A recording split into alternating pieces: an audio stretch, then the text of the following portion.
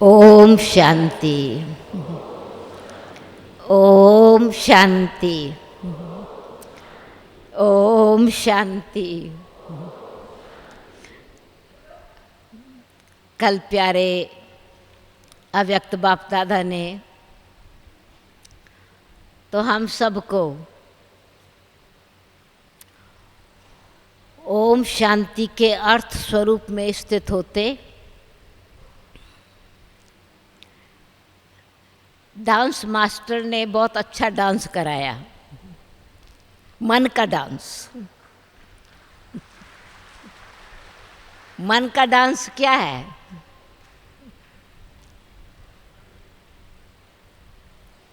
कहते मन खुशी में नाच उठा,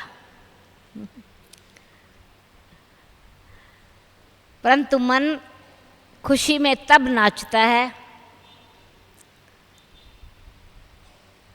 जब कोई जीवन में संतुष्टता अथवा प्राप्ति होती है, प्राप्ति का अनुभव है। और डांस का मतलब हारमनी। कोई डांस ग्रुप डांस करे और अगर एक का हाथ नीचे दूसरे का ऊपर, तो उस डांस को डांस नहीं माना जाता। फ्लेक्सिबिलिटी भी हो, यूनिटी भी हो, एक रस हो, एक जैसा हो। तो जैसे बाबा कहते हैं, जब मन की शांति कहते हो तो खाली मन की शांति ये शब्द संपूर्ण नहीं है। मन आत्मा की शक्ति है। तो मन जो संकल्प कर रहा है शांति का, अनुभूति करना चाहता है अथवा अनुभूति कर रहा है शांति का, शांति की शक्ति, परंतु मन को शांत या अशांत करने वाली बुद्धि है। जैसा बुद्धि का निर्णय, जैसी बुद्धि की परख, जिस तरह की बुद्धि की समझ, उस अनुसार संकल्प अथवा विकल्प चलते हैं। और जैसा संकल्प और विकल्प, दृढ़ संकल्प या संशय का संकल्प, उस अनुसार विचार व्यवहार बन जाता है और वो व्यवहार संस्कार बन जाता है। संस्कार को, व्यवहार को एक्सप्रेशन कहा जाता है, यानी वो दिखाई पड़ता है। तो ऐसे ही तीनों के मेल को, यानी जब डांस कहते हैं तो मन, बुद्धि और संस्कार, इन तीनों में जब एकता है तो मन खुशी में नाचता है। खाली मुझे शांति चाहिए, मन की शांति चाहिए, वो इच्छा है मन की, मन का संकल्प है, निश्चय है मैं आत्मा शांत स्वरूप हूँ। तो कल बाबा ने अपने बच्चों के चेहरे का वर्णन करते हुए, मुस्कुराहट का वर्णन करते हुए, रूहानी चमक का वर्णन करते हुए, वो जो संस्कार, विचार एक स्वभाव अथवा स्वरूप में आ गया, वो स्वरूप स्थिति बन गई ना। स्वस्थिति है मन, यानी वो मन की अवस्था, हर्षित मुख, हर्षित चित्त। तो जो चित्त में है, जो चिंतन में है, वो चेहरे पर आता है। इसलिए कहा जाता है face is the index of mind. चेहरा दिल का दर्पण है। अब माइंड कहते हैं, पर हिंदी में कहते हैं चेहरा दिल का दर्पण है। कौन से दिल का दर्पण है? यानी आत्मा का जो मन है, उसमें जो फीलिंग्स आ रही हैं, जो अनुभूति है, जो अनुभव हो रहा है, वो चेहरे पर प्रकट होता है। दुख की फीलिंग भी चेहरे पर दिखाई पड़ती है और सुख की फीलिंग, आनंद की फीलिंग भी चेहरे पर दिखाई पड़ती है।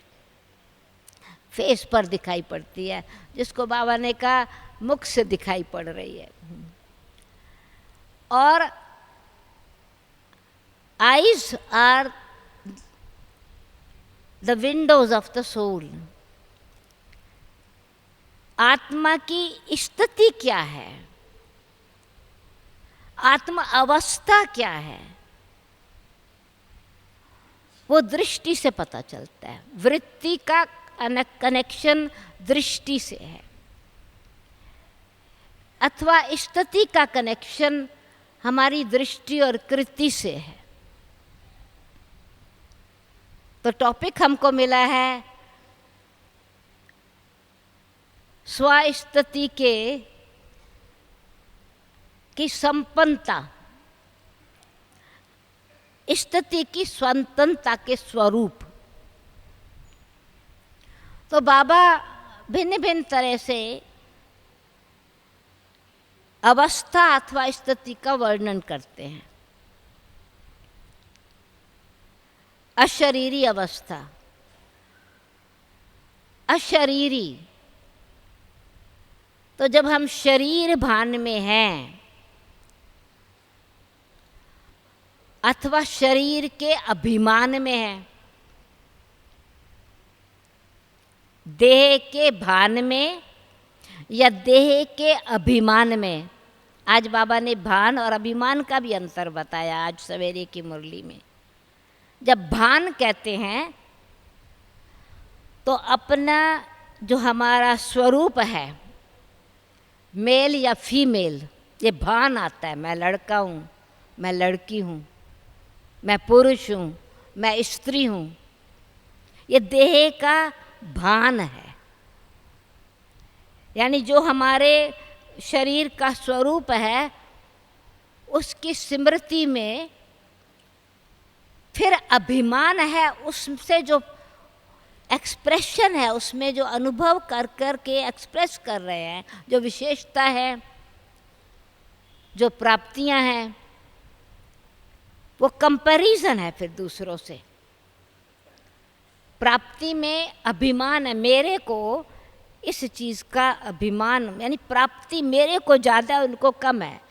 स्वरूप वही है। घर में भी अगर आप देखेंगे 2 भाई हैं, 2 बहनें हैं, किसी चीज़ में विशेषता कोई है तो थोड़ा अभिमान आ जाएगा प्राप्ति का। तो उस अभिमान में अब भी अपने जो प्राप्ति है उसको खुद तो माना, परंतु दूसरे को भी मनवाने की कोशिश करेंगे। तू भी मान, जो मैं मान रही हूँ ना, जो मैं जानती हूँ, मैं मानती हूँ, तुम भी वही मानो। अभी मेरी बात मान, अभी जो मैंने समझा तू भी वही जान। तो वो एक्सप्रेशन में अभिमान, भान और अभिमान का अंतर दिखाई पड़ने लगता है। दूसरे को मनवाने वाला, जो मैंने माना वही तू मान, तो अभिमान। और मैंने जो माना तुमने नहीं माना, तो फिर उसका व्यवहार में क्या दिखाई पड़ेगा? दूसरे का अपमान करेगा। अभिमानवश दूसरे का अपमान करेगा तो वो जो भान अभिमान में बदल गया, अभिमान दूसरे का अपमान करने लगा, अपमान का आधार अहंकार, तो फिर वो क्या बदल गया? देह भान देह अभिमान में बदल गया, देह अभिमान देह अहंकार में बदल गया। बीज क्या है? देह का भान। इसलिए बाबा कहते हैं देह भान को भी भूलो, देह को भी भूल जाओ, तुम देह नहीं हो। शरीर को भी भूल जाओ। भूलने का मतलब अब शरीर मर्यादा के हिसाब से याद रखना भी ज़रूरी है कि मैं ये जो मेरी मोटर है कौन सा मॉडल है, वो याद रखना भी ज़रूरी है। जीवन में संयम नियम के हिसाब से ये समझना भी ज़रूरी है। पर ये जो बाबा कहते भूल जाओ, मतलब उसके प्रभाव में नहीं आओ। जैसे कोई बहुत किसको चिंता होती है, परेशानी है, किसी चीज़ के प्रभाव में दुखी हो रहा है, कह रहे अरे छोड़ो ना, भूल जाओ ना, छोड़ दो ना, इसको भूल जाओ ना। अब भूल जाओ का मतलब यानी जो इतने प्रभाव में अपनी अवस्था को गिरावट में ले आए हो, गिरावट में नहीं लाओ, अपनी इस अवस्था को मजबूत बना के रखो, यानी स्टेज को पावरफुल बना के रखो। तो अशरीरी यानी शरीर के भान से मैं न्यारा, बॉडी लेस। तो ये जो बॉडी का प्रभाव है उसमें हम जैसी जैसी हमारी स्मृति है, जैसी हमारी वृत्ति है, जैसी हमारी दृष्टि है, उसी हिसाब से हम अपनी इन शरीर की कर्म इंद्रियों को उतना ही ज़्यादा यूज़ करते हैं। अगर हमारी वृत्ति में किसी के प्रति नफ़रत की भावना है तो हमारी दृष्टि बार बार उसी वृत्ति से वो यूज़ होएगी ना। दृष्टि में दोष दे होएगा, दृष्टि में क्रिटिसिज्म आएगा, दृष्टि में अवगुण को, दूसरे को ऐसे देखेंगे जो उनको थोड़ा अपमानित होने की फीलिंग देगा। मतलब क्या हुआ, इसी दृष्टि को बार बार ज़्यादा यूज़ किया। किसी के प्रति नाराज़गी हो गई, नाराज़ हो गए, अपसेट हुए। अब इस मुख को, जो मुख मधुरवाणी बोल रहा है अथवा मुख से मीठे बोल बोल के किसको सुख देने वाले बोल हैं, वही मुख फिर बार बार सिद्ध करेगा तुमने ये रॉन्ग किया। अच्छा, उनको डायरेक्ट नहीं बोलेगा, दूसरे को बोलेंगे, बार बार निंदा करेंगे, चुगली करेंगे। इसका मतलब मुख को बहुत बार यूज़ किया ना, मुख के बोल को बहुत बोला। तो मन क्या है, बहुत अंदर ही अंदर जो अंदर बोल रहा है वो फिर मुख से बहुत बार बोलना शुरू करेगा ना। मन शांत है, चित्त शांत है तो मुख की वाणी कम चलेगी। मन में किसी के प्रति शुभ भावना, शुभ कामना, मन की संतुष्टि है तो मुस्कुराहट से थोड़े शब्द बोल करके उस थोड़े शब्दों में शक्ति होगी। और अगर विरोध वाली बात है, वो शक्ति फोर्स वाली है, शक्ति देने वाली शक्ति नहीं है, दूसरों को भी शक्तिहीन करने वाली शक्ति है। तो कल बाबा ने कहा मुख की शक्ति कम करो, मन की शक्ति को बढ़ाओ। वो कौन सी मुख की शक्ति को कम करो? जिस मुख के बोल से हम दूसरे को दुख देते हैं, वो दुख देने की ताकत हो गई ना, व्यर्थ बोल की। और अगर मन शांत, शीतल, मन का मौन है,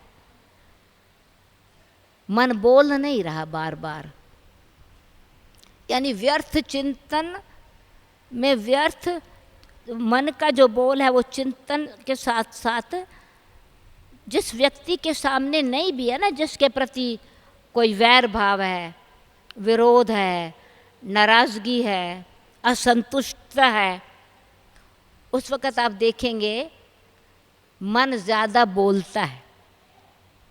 व्यक्ति सामने नहीं है, वो कोसों दूर बैठा हुआ है, हज़ारों माइल दूर बैठा हुआ है, मन उनसे बात कर रहा है। चांस मिला तो फ़ोन पर भी बात कर रहा है, पर मन में भी बात कर रहा है। तो इसका मतलब है कि वो मन जब व्यर्थ चिंतन चल रहा है, फिर जो व्यर्थ चिंतन और नफरत का मन जो जो अंदर ही अपने, तो उस बोल में दूसरे को दुख जरूर मिलेगा, दुख देने की शक्ति, सुख दुख दूर करने की शक्ति नहीं होगी। वो ऐसे ही मुख से बोल निकलेगा जैसे कि तीर निकला। और मन अगर मौन वाला है, यानी अंदर शुभ चिंतन है, स्वचिंतन है, आत्मिक भाव है, मनन चल रहा है, प्रभु चिंतन चल रहा है, स्वचिंतन चल रहा है, तो फिर वही बोल, मधुर बोल बंसुरी बजेगी। श्री कृष्ण मनमोहन को, भाई मनमोहन क्यों है? मनमोहन के हाथ में मुरली है। मन का मौन रखने से हाथ में मुरली आ जाती है, यानी मुख कम खुलता है, थोड़ा बोलेंगे, बोल थोड़े होएंगे। कुदरत ने ये जो ज़बान है, जीभ 32 ईंटों के पीछे रखी है, किले में रखी हुई है। और जिस समय मन नाराज़गी वाला है, मुख कैसे खुलता है? कहते तीर की तरह बोला, तो मुख तीर, अगर वो तीर निकला तो एक कमान हो गई ना। मुख खुलता है तो कैसा होता है? दोनों ऊपर नीचे कमान की तरह खुला, तो जाके दूसरे को ऐसा चुभा जैसे तीर लगा। और बंसुरी बजती है तो मुख को ज़्यादा नहीं खोलना पड़ता, बहुत थोड़ा खोलते हैं, थोड़े बोल बोलते हैं। तो इसलिए वो मुख का बोल कम, ऑटोमेटिकली बाबा ने कहा जब मन की शक्ति बढ़ेगी तो ये जो ऊपर नीचे होती है ना बात, व्यर्थ बोल हो जाता है, तो वो कम हो जाएगा अपने आप ही। इसलिए मन का मौन रखना माना जो हमारी जो ज्ञान इंद्रियां हैं और कर्म इंद्रियां हैं, इनका भी आप पे ही मौन हो जाएगा, यानी कम हो जाएगा। यूज़ इतना नहीं होगा इसको, जितना जितना हमारी अशरीरी अवस्था होती जाएगी, अशरीरी बॉडी लेस एंड लेस शरीर को यूज़ करना, कर्म इंद्रियों को, ज्ञान इंद्रियों को ज़रूरत के समय यूज़ करना, और श्रेष्ठ संकल्प को एक्सप्रेस करने के लिए यूज़ करना। इसलिए वो वाक्य भी महावाक्य बन जाएंगे फिर, और श्रेष्ठ संकल्प वाले होंगे, शुभ भावना शुभ कामना वाले होंगे, तो वो उत्साह और उमंग दिलाने वाले होंगे, प्रेरणा देने वाले होंगे। वो थोड़े होंगे, वो वरदान बन जाएंगे। वरदान बहुत शब्दों के नहीं होते, वरदान थोड़े शब्दों के होते हैं। गालियाँ बहुत ज़्यादा होती हैं। कोई किसको गाली देना शुरू करे, निंदा करे, उसकी जैसे कि वर्षा चलती ही रहेगी, कमान में से तीर निकलता ही रहेगा। वरदान 1-2 शब्द निकलेंगे, तो मुख कम यूज़ हुआ ना, मुख की शक्ति कम, मन की शक्ति ज़्यादा। तो बॉडी लेस, यही कान आदत पड़ी हुई है व्यर्थ बातें सुनने की, तो बार बार अपने आप को सुनाते रहेंगे, दूसरों को बोल के। मुख भी बोलेगा, अपने कान भी सुनेंगे, फिर दूसरा कुछ बोलेगा तो फिर मेरे कान भी सुनेंगे, क्योंकि मैंने बोला तो दूसरा भी कुछ बोलेगा ज़रूर। हमने कथा कीर्तन करना शुरू किया तो कीर्तन मंडली बन जाएगी। हमने कथा करनी शुरू की तो दूसरे भी कथा करने वाले लोग बहुत आ जाएंगे। इसलिए बाबा कहते हैं अब गीता ज्ञान सुनो। महाभारत, लास्ट वीक की एक मुरली थी, महाभारत, रामायण और गीता का बहुत गहरा कनेक्शन है। भागवत, चारों बातें बाबा ने कही थी, महाभारत, रामायण, गीता और भागवत का कनेक्शन है। आज बाबा ने कहा गीता का एपिसोड रिपीट हो रहा है, तो भगवान की गीता के महावाक्य थोड़े हैं। रामायण लंबी चौड़ी है, महाभारत भी बहुत बड़ा बुक है। तो अभी जब परमपिता परमात्मा हमको महावाक्य सुना रहे हैं, मधुर बोल सुना रहे हैं, निराकार है ना, अशरीरी है, तो अशरीरी शरीर में आते थोड़े बोल बोलते हैं।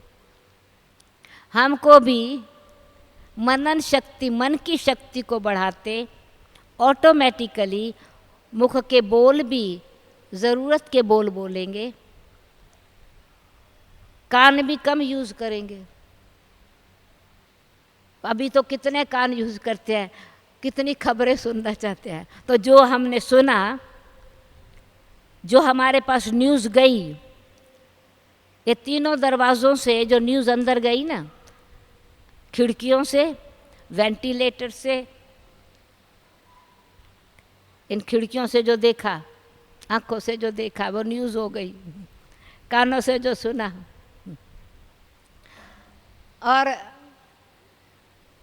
मुख से जो बोला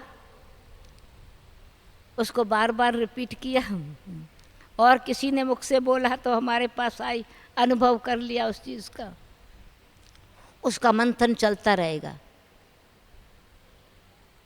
अशांत करेगा ना मन को, व्यर्थ चिंतन, पर दर्शन, दोष दर्शन। तो इससे क्या हुआ, हमारी कान हमने सुनी एक बार बात, परंतु रिपीट की तो वो मैं भी तो दोबारा मैंने भी तो सुनी ना, तो बॉडी को ज़्यादा यूज़ किया, कर्म इंद्रियों का मौन नहीं हुआ ना। तो कल बाबा ने कहा शरीर का भी मौन, मन का भी मौन। तो जितना हमारी अवस्था मन के मौन से ऑटोमेटिकली अचल अडोल हो जाएगी, क्योंकि ये बाकी व्यर्थ बातें सुन के हलचल में आते हैं ना, मन डामाडोल होता है, व्यर्थ चिंतन चलेगा ज़रूर। तो अशरीरी होते अवस्था रहते करते बनाते बनाते दूसरी स्टेज है, व्यक्तियों की तरह हमारा, संसार के व्यक्तियों की तरह हमारा व्यवहार नहीं होएगा, बॉडीलेस, अव्यक्त। तो अव्यक्त में रूहानियत ज़्यादा नज़र आएगी। अशरीरी स्थिति का अभ्यास करते करते स्थिति अव्यक्त बन जाती है, दूसरे व्यक्तियों का भी प्रभाव नहीं पड़ता, कानों ने सुना अनसुनी कर देगा। क्यों कि कान ने सुना, बुद्धि ने फौरन निर्णय किया ये व्यर्थ बात है, फालतू है, फैसला कर लिया ना फालतू है, तो समझदार बन के फालतू को अपने पास नहीं, पालतू नहीं बनाएगा ना। हमको आदत पड़ गई है फालतू को पालतू बना लेने की, पाल लेते हैं उसको अंदर बार बार। वो जैसे कि हम उसको इतना बड़ा संभाल रख करके रख रहे हैं, वही पोल्यूशन कर देता है, फिर वही बीमार कर देता है हमको, मन की अवस्था को बिगाड़ लेगा। तो आत्मा ने एकदम अपनी आत्मिक स्थिति में अपने भी व्यक्त के भाव से परे और दूसरों के भी प्रभाव से परे, साक्षी दृष्टा स्थिति। इसको बाबा ने दूसरे शब्दों में, यानी कर्म योगी होते हुए कर्म योगी कर्म कर रहे हैं, कर्म इंद्रियों को यूज़ कर रहे हैं, पर जैसे कि योगी बन के यूज़ कर रहे हैं। वैसे भी कर्म इंद्रियों को यूज़ करते हैं, परंतु माया के एजेंट के योगी बन के करते हैं। कोई ना कोई विकार का प्रभाव पड़ा तो हमने यूज़ किया ना। माया ने कर्म इंद्रियों को यूज़ कराया, विकारों ने कर्म इंद्रियों को यूज़ कराया। रावण के सेना में बन के यूज़ करते हैं, और यह हम राम की सेना बन के यूज़ करते हैं। कर्म इंद्रियाँ यूज़ करते हैं, योगी बन के यूज़ करते हैं। वो योगी बन के यूज़ करते हैं तो जो पिछले किए हुए विकर्म हैं वो भी भस्म होते हैं। श्रेष्ठ कर्म करने से करते हैं तो आगे के लिए भी श्रेष्ठ कर्म बनता है। और अगर माया रावण के प्रभाव में, दे अभिमान में या विकारों के वश होकर कर्म इंद्रियाँ यूज़ करते हैं, तो विकारों के वश जब कर्म इंद्रियाँ यूज़ होती हैं तो ज़्यादा यूज़ होती हैं। यानी गुस्सा आएगा तो कर्म इंद्रियाँ बार बार यूज़ होएंगी, आँख भी यूज़ होएगी, ज़बान भी यूज़ होएगी, हाथ भी यूज़ होएगा, ज़्यादा इकट्ठी यूज़ होती हैं। रावण का प्रभाव हमारे अंदर आ गया तो उस कर्म से कर्म भोगना बन जाती है। कर्म है वो कर्म भोगना हो गई। कर्म योगी नहीं, कर्म भोगी बन गए। दुख देने वाले कर्म, दुखी होने वाले कर्म, और कर्म योगी हैं दुख के कर्मों को काटने वाले। तो जितना जितना फिर हम कर्म यानी जितना अव्यक्त स्थिति में आते चले जाते हैं तो कर्म करते कर्म इंद्रियों के न्यारे जैसे लोटस फ्लावर की तरह, जिसको बाबा कहते हैं वृत्ति बदल गई, प्रवृत्ति बदल गई। प्रवृत्ति में रहते पवित्र, तो क्या हुआ, वृत्ति बदल गई, दृष्टि बदल गई, कर्म बदल गया। प्रवृत्ति पवित्र वृत्ति बन गई। पहले देव के भान में वृत्ति अपवित्र थी, दृष्टि में देह का भान तो विकारी वृत्ति थी। अब वो आत्मिक स्मृति आ गई, तो जब आत्मिक स्थिति में अव्यक्त भाव में है तो ना दूसरे को व्यक्त स्वरूप में देखते, ना अपने को अव्यक्त स्वरूप में देखते, तो अशरीरी यानी सोल कॉन्शियस स्थिति। सोल कॉन्शियस में सोल कॉन्शियस स्थिति आत्मिक स्थिति है, आत्मिक स्वरूप की स्थिति है। तो वह आत्मा का संपन्न स्वरूप, कौन सा, गुण संपन्न, ज्ञान स्वरूप आत्मा, शांत स्वरूप आत्मा, पवित्र स्वरूप आत्मा, शक्ति स्वरूप आत्मा। तो सोल कॉन्शियस स्थिति के अभ्यास से आत्मा ने गुण ज़्यादा यूज़ किए कर्म में, व्यक्त प्रभाव भाव से परे हुए, दूसरे के प्रभाव से भी परे हो गए, तो ऑटोमेटिकली अव्यक्त स्थिति अथवा फरिश्ता स्थिति, अपने शरीर से भी रिश्ता बदल गया।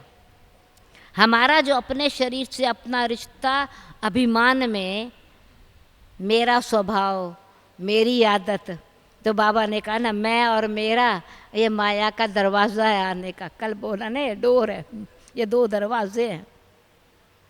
और अव्यक्त स्थिति में न्यारापन है, डिटैच है।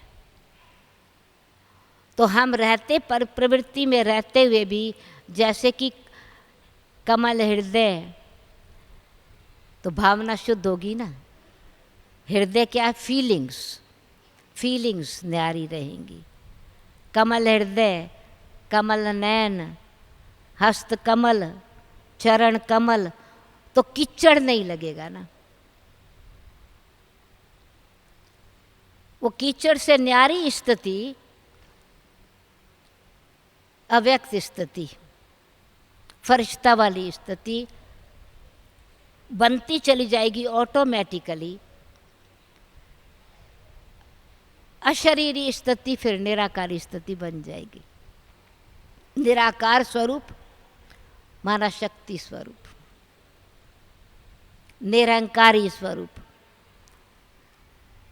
गुण संपन्न बनते बनते अवस्था कैसी हो गई, शक्ति स्वरूप बनते, गुणों से गुणवान बनते बनते आत्मा में शक्ति भरती चली जाती है, दूसरे के प्रभाव में ना आने की।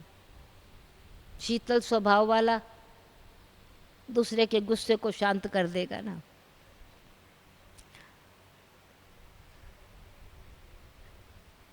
अगर मुझे धीरज की शक्ति मेरे में आई तो ऑटोमेटिकली गुस्सा तेजी से नहीं आएगा। धीरज से शांति, धीरज और शांति, धीरज और शांति आत्मा को जैसे कि थोड़ा अडोल बना देती है, अचल अडोल। महावीर तो जो बाबा ने आत्मिक स्थिति के उसको दूसरे शब्दों में आत्मिक स्थिति कहे, अव्यक्त स्थिति कहे, अशरीरी स्थिति कहे, है चीज़ वही पर उसमें ताकत बढ़ती जाती है, शक्ति बढ़ती गई, नाम बदल गया। टोटल तो सोल कॉन्शियस स्थिति है ना। फिर स्थिति माना उसकी अवस्था मजबूत होती गई। जैसे नाम बदला, क्यों कि उसका गुण बदली हो गया, उसका काम बदली हो गया, उसका प्रभाव बदली बड़ा। तो आत्मा निराकार है तो मेरा असली स्वरूप तो निराकारी अवस्था ही है ना। हम अगर ज्ञान के हिसाब से देखें तो हमारी असली अवस्था निराकारी अवस्था है। निराकारी अवस्था, निराकार परमात्मा की संतान है, वो शक्तिशाली अवस्था है। वो निराकारी अवस्था बिल्कुल संपूर्ण पवित्र स्थिति की अवस्था है। पर निराकारी आत्मा साकार में है तो तब भी हम उसको कहेंगे अशरीरी होने का अभ्यास, अनुभव करना है, मन के मौन का अभ्यास करना है। तो क्या अभ्यास करना है? मैं जो निराकारी आत्मा हूँ वो निराकारी बन के ही रहूँ। निराकारी में वाणी नहीं है।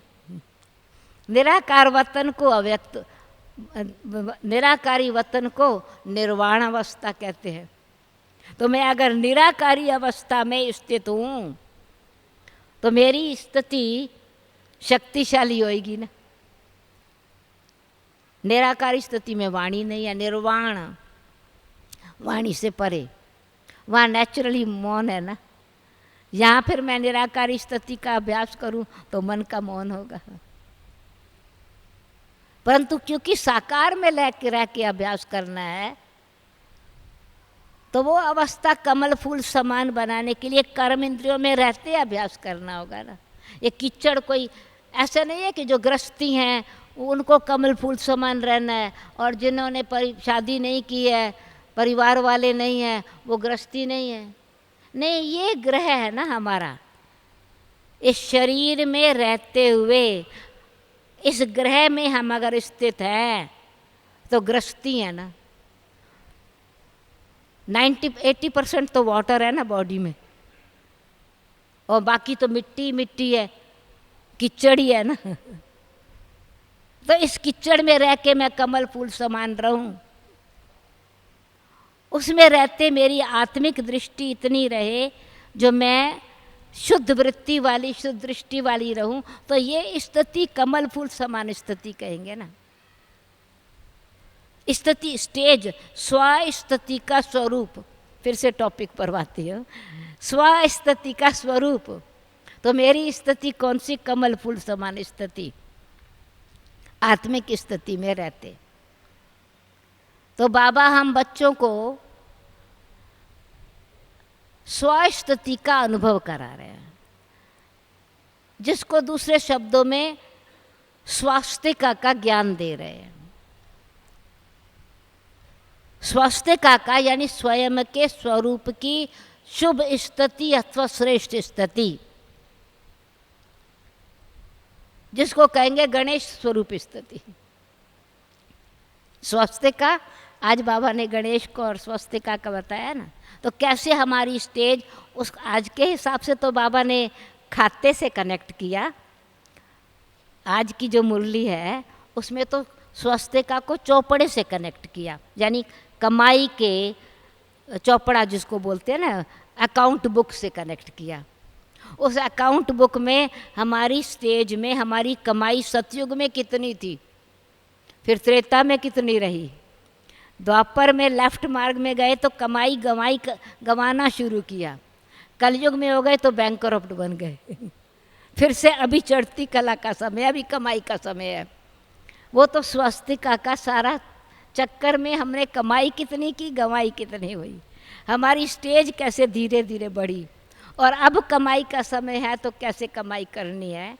परंतु वैसे बाबा जब स्वास्तिका का ज्ञान देते हैं तो हम आत्माएं, हमारी स्टेज सतो प्रधान कितनी थी, सतयुग में सतो प्रधान थी, तो अभी मुझे सतो प्रधान स्वस्थिति में रहना है। तो सत्य स्वरूप मेरा निराकारी स्वरूप है ना, पवित्र स्वरूप है। तो जितना जितना हमारा फिर ये फरिश्ते स्वरूप की स्थिति, अपने देह से रिश्ता ट्रस्टी होके रहने का, गृहस्थी नहीं, ट्रस्टी, जिसको बाबा ने लास्ट वीक की अव्यक्त मुरली में कहा था, इस संडे का ही तो था, कल की तो बात है, हाँ, कि मेरा मन कहते हो तो मन तो समर्पण कर दिया ना, मेरा थोड़ा ही रहा, मन तन धन समर्पण कर दिया तो मेरा नहीं हुआ ना, ट्रस्टी हो गया ना। तो मैं और मेरा कहते हो तो माया का दरवाज़ा खुल जाता है। तो इससे हम न्यारे होके ट्रस्टी होके रहें, गृहस्थी ना रहें, तो ऑटोमेटिकली जैसे बाबा ने कहा, बाबा ने तो देखो ये कांटे के जंगल को फूल बना दिया है, तो हमको कमल के फूल से हमारी अवस्था खुशी और खुशबू फैलाने वाली बन जाएगी, खुश रहने वाली। कमल का फूल न्यारा है, खुशबू नहीं देता, खुशबू आती है रूहानियत की सुगंध से। तो दूसरे के साथ रहते हुए ना मैं खुद कांटा रहूं, ना दूसरे को कांटा चुभाऊं, कांटों के साथ रहते भी न मेरे में काम विकार का कांटा रहे, न क्रोध का रहे, न कोई अवगुण कोई विकार का रहे, तो कमल फूल समान से गुलाब के फूल की स्थिति बन जाएगी ना, यानी सर्वगुण संपन्न बन जाएंगे, संपूर्ण निर्विकारी बन जाएंगे। तो वो स्थिति एकदम सर्वगुण संपन्न, सर्वगुण संपन्न, 16 कला संपूर्ण, यानी आत्मा में पवित्रता की शक्ति बढ़ जाएगी, जिसको बाबा ने आज संपूर्ण 16 कला पवित्रता की स्टेज बताई। तो यह हमारी संपूर्ण पवित्रता की स्टेज, जिनमें कोई भी विकार नहीं, निर्विकारी, तो निराकारी, निर्विकारी, निरंकारी स्थिति।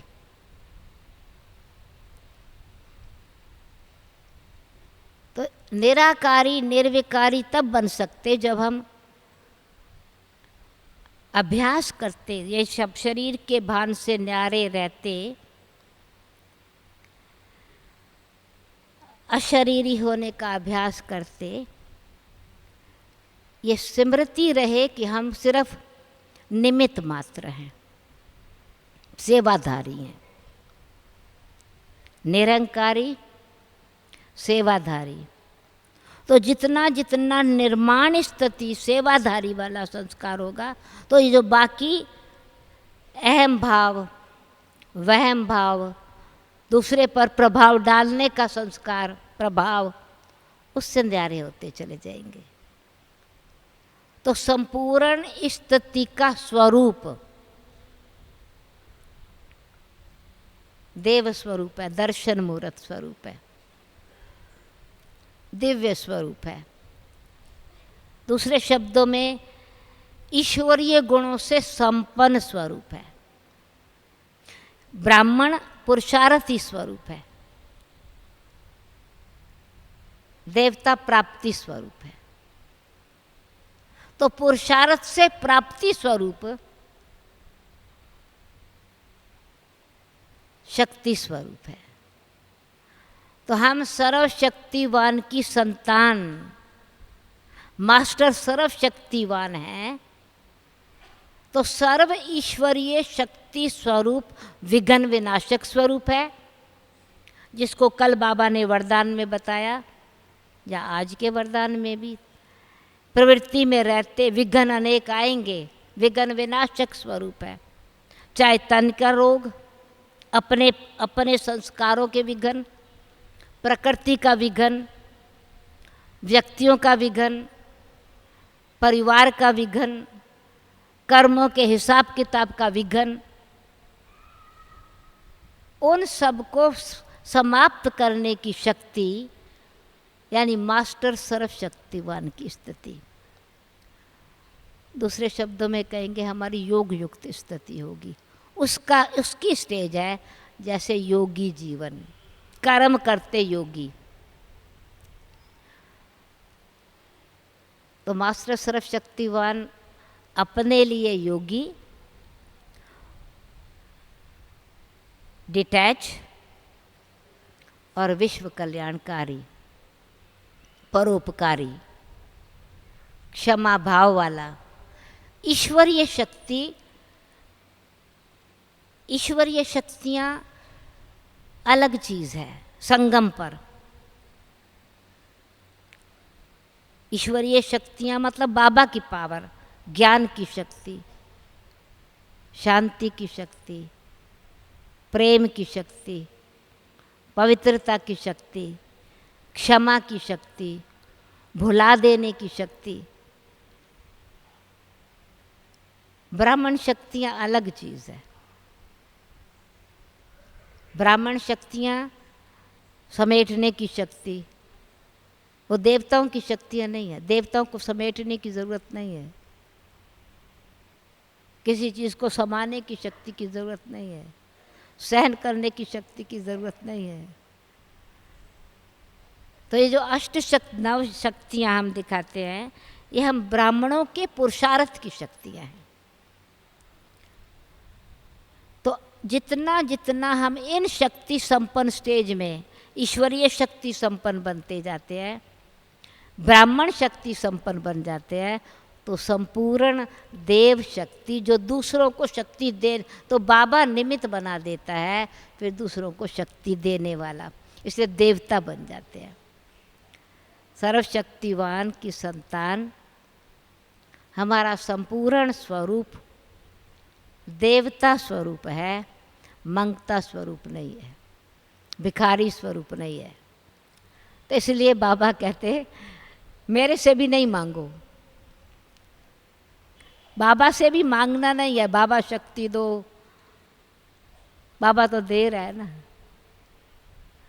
तो संपूर्ण स्वरूप मंगता स्वरूप, मनुष्य स्वरूप से बदल करके मंगता स्वरूप बदल करके देवता स्वरूप बन जाएगा, भिखारी से दाता बन जाएगा।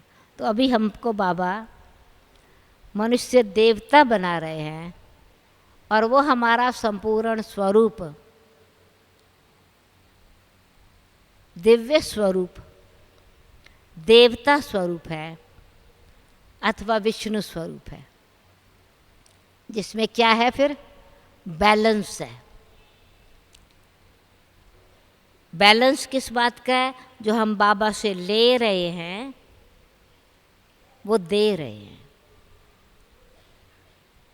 एक हाथ से दो हाथ से ले रहे हैं, दे रहे हैं।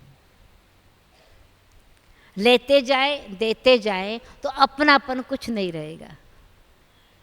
लेके रख लिया तो मेरापन आ जाएगा।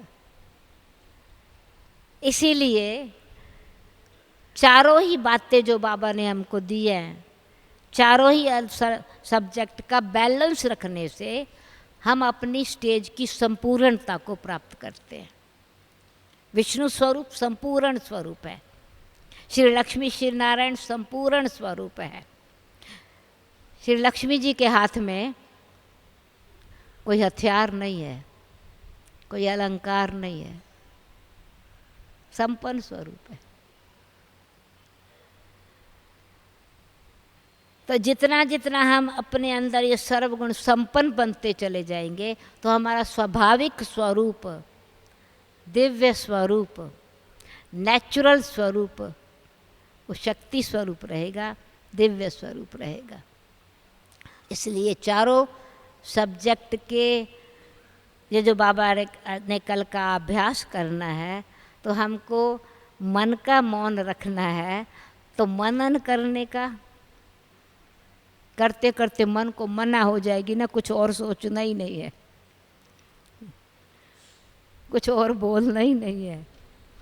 एक वाणी में बाबा ने कहा था, अगर ज्ञान के सिवाय कुछ और बोलते हो ना, लास्ट वीक की मुरली में था, अगर ज्ञान की बातों के सिवाय आपस में कुछ बोलते हो, वो क्या है?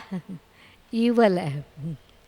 ईवल बोलो नहीं, तो वो अपने आप ही व्यर्थ बोल, तो देव बोल, हमारे वचन भी बदल जाएंगे, कर्म भी बदल जाएगा। तो हमारी स्थिति ऐसी संपन्न बन जाएगी, सर्वगुण संपन्न, बैलेंस रखने से चारों ही सब्जेक्ट का।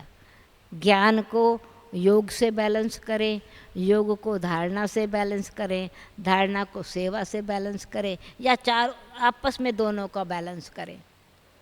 ज्ञान जो है वो धारणा से बैलेंस करें। ज्ञान है, धारणा में आया तो ब्लिसफुल लाइफ बन जाएगी। ज्ञान को योग में बदली करेंगे, बैलेंस लाइफ बन जाएगी। योग से सेवा करेंगे, इन अलग अलग रीति से बैलेंस करते करते स्टेज एकदम ब्लिसफुल बन जाएगी। तो संपूर्ण स्टेज क्या है? हर ज्ञान की बात को सत्य स्वरूप में अपने जीवन में उतारें हम। प्रैक्टिकल स्वरूप में लाने से ही हमारे में संपन्नता, ज्ञान भी, योग भी, धारणा भी, सेवा भी जब जीवन में संपूर्ण उतर गई तो यही हमारी संपूर्ण अवस्था अथवा संपन्नता की अवस्था है। ओम शांति।